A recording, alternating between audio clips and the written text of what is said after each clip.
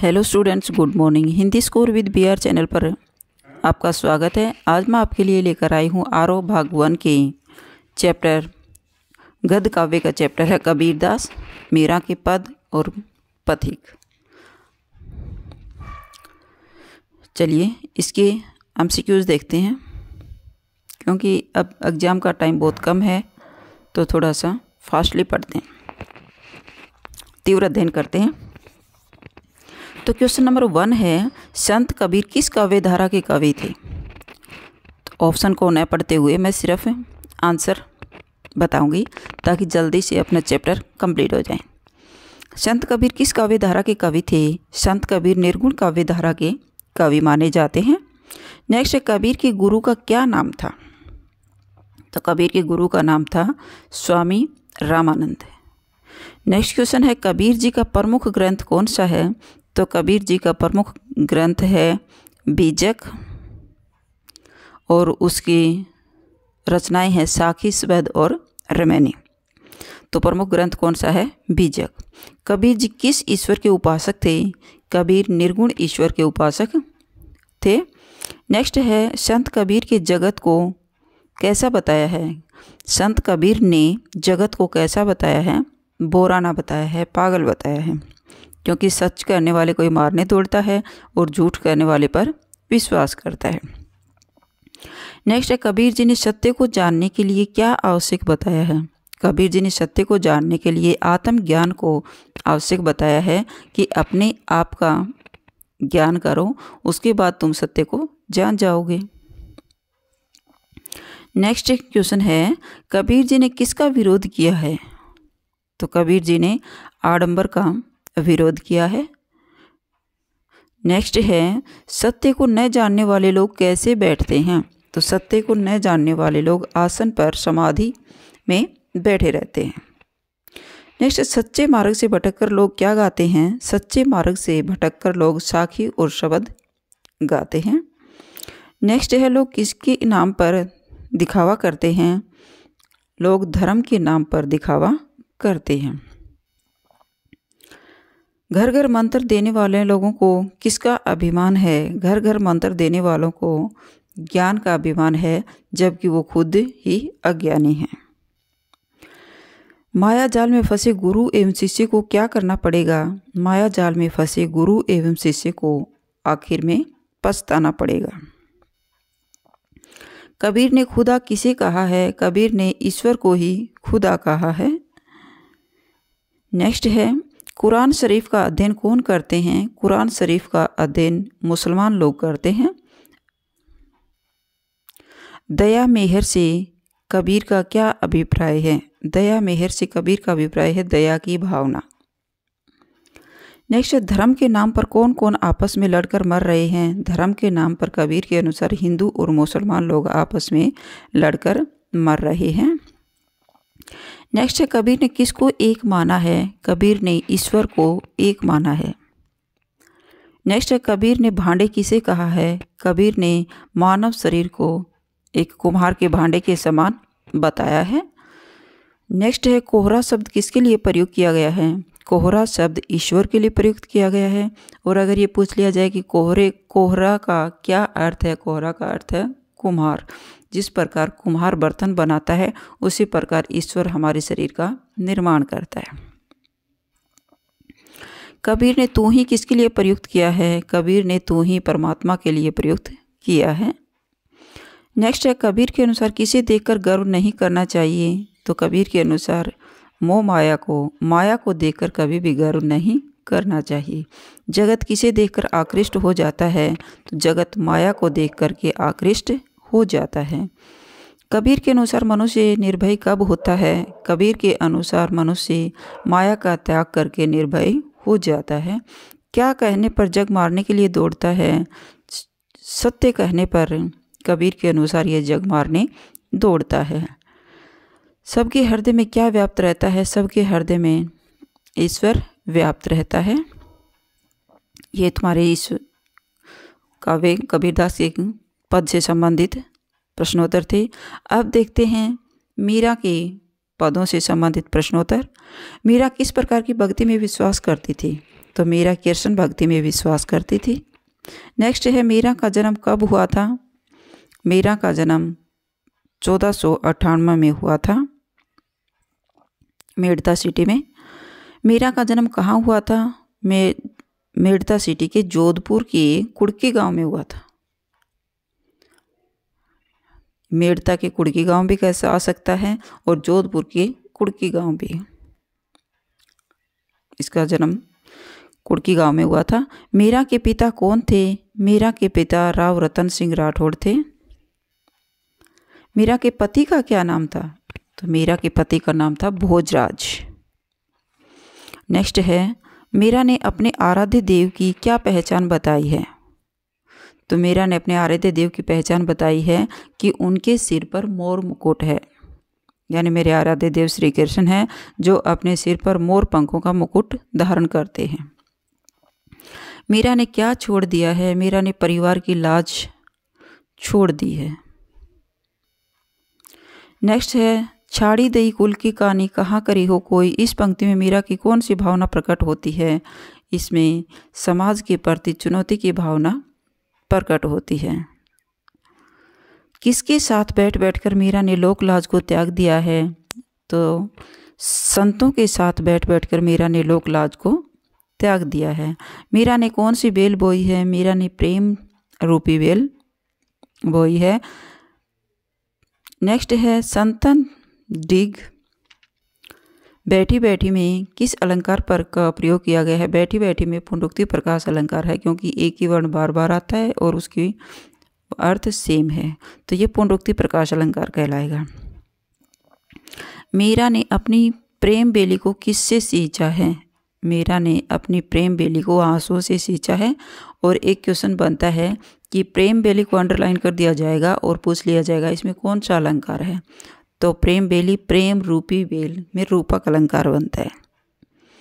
Next, Meera इस जगत में क्या देखकर प्रसन्न होती है। मीरा इस जगत में प्रभु भक्ति को देखकर प्रसन्न होती है। मीरा अपने आप को किसकी दासी स्वीकार करती है। मीरा अपने आप को श्री कृष्ण की दासी स्वीकार करती है। क्या देखकर मीरा रोती है। जगत को देखकर मीरा रोती है। नेक्स्ट है लोक लाज खोई में किस अलंकार का प्रयोग किया गया है। लोक लाज खोई में अनुप्रास अलंकार का प्रयोग किया गया है। लय की आवर्ती हो रही बार बार, इसलिए अनुप्रास अलंकार है।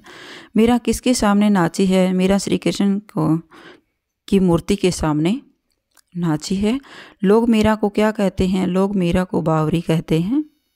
मीरा को न्यात वाले क्या समझते थे। न्यात का अर्थ है, न्यात का क्या अर्थ है। तो न्यात का अर्थ है परिवार।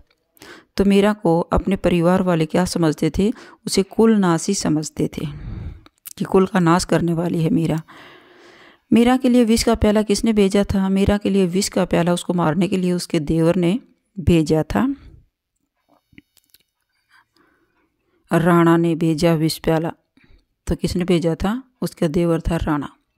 विष पीने पर मीरा ने क्या किया था। विष पीने पर मीरा ने विष पी करके पीती हुई मीरा हंसती रही थी। नेक्स्ट है मीरा ने अपने प्रभु को किस नाम से पुकारा है। मीरा ने अपने प्रभु को गिरधर नागर के नाम से पुकारा है। मीरा के प्रभु कैसे हैं। मीरा के प्रभु अविनाशी हैं। मीरा इन दोनों पदों में उनकी कौन सी भाषा व्यक्त हुई है। मीरा के दोनों पदों में श्री कृष्ण के प्रति भक्ति भावना व्यक्त हुई है। अनन्य भावना भी कह सकते हो। मीरा किस भक्ति काव्यधारा की कवयित्री थी। मीरा श्री कृष्ण काव्यधारा की कवयित्री थी। ये थे मीरा से संबंधित मोस्ट इम्पोर्टेंट प्रश्नोत्तर। नेक्स्ट चैप्टर देखते हैं पथिक कविता, जिसके राइटर हैं राम नरेश त्रिपाठी। चलिए, पथिक शीर्षक कविता किस कवि के द्वारा रचित है। पथिक शीर्षक कविता राम नरेश त्रिपाठी के द्वारा रचित है। श्री राम नरेश त्रिपाठी का जन्म कब हुआ था। तो राम नरेश त्रिपाठी का जन्म सन 1981 में हुआ था। उत्तर प्रदेश के जौनपुर में हुआ था। राम नरेश त्रिपाठी कृत पथिक रचना किस काव्य विधा के अंतर्गत आती है। तो पथिक एक खंड काव्य के अंतर्गत आती है। पथिक क्या है? एक खंड काव्य है। श्री रामनरेश त्रिपाठी के काव्य का प्रमुख स्वर क्या था? श्री रामनरेश त्रिपाठी के काव्य का प्रमुख स्वर था देशभक्ति। श्री रामनरेश त्रिपाठी का निधन कब हुआ था? उनका निधन सन 1962 में हुआ था। जन्म 1881 में हुआ था और उनकी मृत्यु निधन सन 1962 में हुआ था। रामनरेश त्रिपाठी के द्वारा संपादित प्रमुख पत्रिका का क्या नाम था? रामनरेश त्रिपाठी के द्वारा संपादित प्रमुख पुस्तिका थी वानर पत्रिका, जिसमें वह इसे बाल पत्रिका के नाम से भी जाना जाता है। रामनरेश त्रिपाठी की संपादित पत्रिका का क्या नाम था? वानर पत्रिका, जो बाल पत्रिका के नाम से छपती थी, इसे बाल पत्रिका कहा जाता था। मोस्ट इम्पोर्टेंट पत्रिका है भाई। पथिक कविता के अनुसार कवि के सम्मुख कौन थिरक रही है? पथिक कविता के अनुसार रवि यानी सूर्य के सम्मुख सामने कौन थिरक रही थी? वारिधमाला। वारिधमाला का क्या अर्थ है? बादलों की माला, बादल। पथिक कविता में कौन अपना वेश रंग बिरंगा और निराला बनाता है? पथिक कविता में बादल अपना वेश रंग बिरंगा और निराला बनाते हैं। नीले गगन और नीले सागर को देखकर कवि का मन क्या चाहने लगता है? नीले गगन और नीले सागर को देखकर कवि का मन चाहता है कि बादल पर बैठकर मैं इनके बीच विचरण करूं, घूमता रहूं। विचरण करना, घूमना। गर्जन कौन करता है? गर्जन रत्नाकर करता है। रत्नाकर किसका पर्यायवाची है? सागर का। किसके हृदय में हरदम हौसला भरा रहता है? पथिक के हृदय में हरदम हौसला भरा रहता है। पथिक किसके घर के कोने कोने में घूमना चाहता है? पथिक रत्नाकर के घर के कोने कोने में घूमना चाहता है। और किस पर बैठकर? बादलों पर बैठकर घूमना चाहता है। पथिक किस पर बैठकर रत्नाकर के घर में घूमना चाहता है? बादलों पर बैठकर के, बादल पर। कमला शब्द का प्रयोग किसके लिए प्रयुक्त हुआ है? कमला शब्द धन की देवी लक्ष्मी के लिए कमला शब्द का प्रयोग किया गया है। ये पूछा जा सकता है कमला किसका पर्यायवाची है? तो लक्ष्मी का पर्यायवाची है कमला। किसने सोने की सड़क का निर्माण किया है? रत्नाकर ने सोने की सड़क का निर्माण किया है। किसकी अस्वारी के लिए सोने की सड़क का निर्माण किया गया है? लक्ष्मी की अस्वारी के लिए सोने की सड़क का निर्माण किया गया है। सागर किस भाव से गरज रहा है? सागर निर्भय होकर के गरज रहा है। कवि ने पथिक कविता में अनुराग भरी कल्याणी किसे कहा है? मोस्ट इम्पोर्टेंट क्वेश्चन है भाई। कवि ने पथिक कविता में अनुराग भरी कल्याणी प्रियतमा को कहा है। नेक्स्ट, कवि के अनुसार प्राणी कहाँ सबसे अधिक सुख प्राप्त कर सकता है? कवि के अनुसार प्राणी सबसे अधिक प्रकृति के साहचर्य में ही सुख प्राप्त कर सकता है। नेक्स्ट क्वेश्चन है, आधी रात के समय संसार को कौन सी वस्तु ढक लेती है? आधी रात के समय संसार को अंधेरा ढक लेता है। नेक्स्ट है, सस्मित वदन शब्द किसके लिए प्रयुक्त किया गया है? सस्मित वदन सूर्य के लिए प्रयुक्त किया गया है। मोस्ट इम्पोर्टेंट क्वेश्चन बनता है, सस्मित वदन शब्द सूर्य के लिए प्रयोग किया गया है। नेक्स्ट है, आकाशगंगा के तट पर खड़ा होकर कौन गीत गाता है? आकाशगंगा के तट पर खड़ा होकर सूर्य गीत गाता है। नेक्स्ट है, इसे देखकर वृक्ष अपने तन मन को पत्तों से सजा लेते हैं। किसे देखकर? तो सूर्य को देखकर वृक्ष अपने तन मन को पत्तों से सजा लेते हैं। यानी सूर्य की सुबह सुबह जैसे ही प्रातःकाल होता है तो सूर्य की किरणों को देख करके वृक्ष भी खिल उठते हैं, तन और पत्तों से अपने तरोताज़ा हो जाते हैं। पक्षी किसे देखकर चहक उठते हैं? प्रातःकालीन सूर्य को देख कर के पक्षी भी चहक उठते हैं। आत्म प्रलय किसका होता है? आत्म प्रलय पथिक का होता है। कवि ने पथिक नामक कविता में किसके प्रेम की कहानी लिखी है? कवि ने पथिक नामक कविता में प्रकृति के प्रेम की कहानी लिखी है। नेक्स्ट है, कवि के मन में क्या बनने की इच्छा व्यक्त होती है? कवि के मन में अक्सर अक्षर तथा वाणी बनने की इच्छा उत्पन्न होती है। तो ये कबीर के पद, मीरा के पद और पथिक कविता से लिए गए मोस्ट इम्पोर्टेंट क्वेश्चन हैं।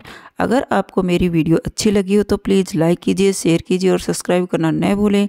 फिर मिलते हैं नेक्स्ट वीडियो में। Bye bye.